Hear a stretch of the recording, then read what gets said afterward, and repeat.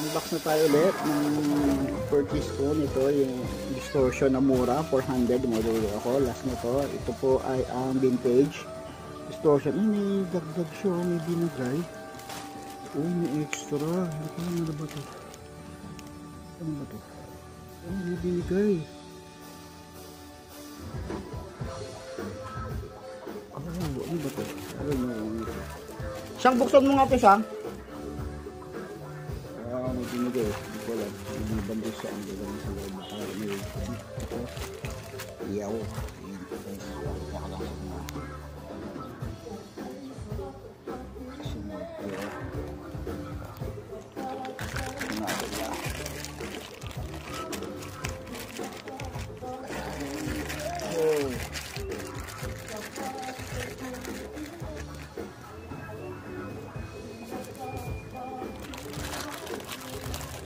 Sang?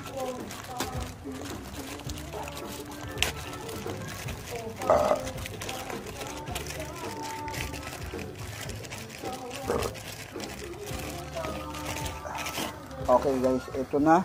Buksan ko na. Yan po yung aking, ito po yung huling, ano ko. Kasi ito na yung huling distortion doon na nakita ko. 400 something lang po. Vintage overdrive. Ayan guys, mura lang. Ayan, kaya ako nakakabili nito kasi hindi na ako nagbabayad ng kuryente. Kaya sa solar, nakakatibid na ako. Alright, this is the vintage. Wow, ayan. I don't know, siguro ito yung tunog ng 60s or 70s na parang simple lang yung yung parang, ano na, overdrive distortion. Parang ganun, yung tunog 70s na distortion siguro to. So anyway, malalaman natin yung pag-review natin. So yun sa guys, last time ni-review ko yung ultimate drive. Ayan, so yung vintage overdrive naman tayo. Ayan, what's up with this. Pero guys, yung lahat ng nabili ko, legit lahat. So ngayon nakakolekta ako ng distortions, yung mga distortion sa murang halaga lang, tag 400 lang. So syempre, ready tayo mangulit. So mura lang, pwede na. Ayan, magana naman. So yun siya, kulay green, vintage overdrive. Yung ganda. Looks, ang ganda. Right. Kulay vintage overdrive. Ganun at least mga manufacture ng Chinese, mga ating kapatid. Nakapag-produce sila ng magagandang gamit. Kasi nasa kanila lahat eh. Sila halos lahat sa kanila yung mga materials na pangmura. And then napakabilis nilang gumawa. Yung power ano nila, yung production nila, napakabilis at mura. Kaya sila yung number 1 sa mundo. Salamat sa kanila.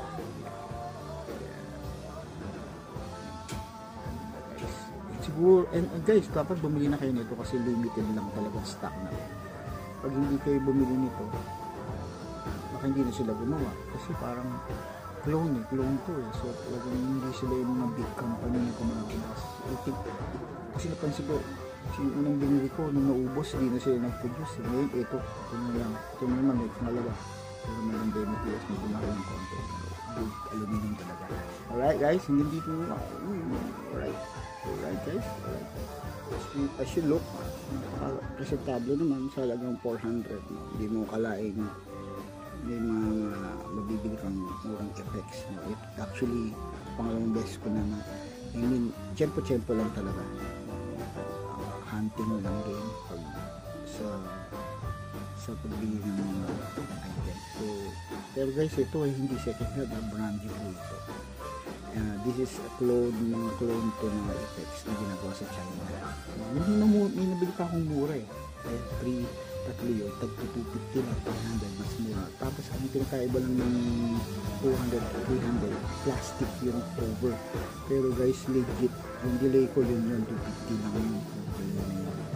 So, ganun kamura yung ginagawa ng China, kaya grabe sila, no? Kaya naman ng mga Chinese, laking tulong sila, no? Kanina na mag-clone. Which yung tunog, okay naman din. Kaya, malaking salamat. Meron tayong ganito. Nakakabili tayo ng mura effects. So guys, hantayin na lang natin yung review nito. Gagawin ko ng review to para malaman natin kung ano yung tunog ng vintage overdrive.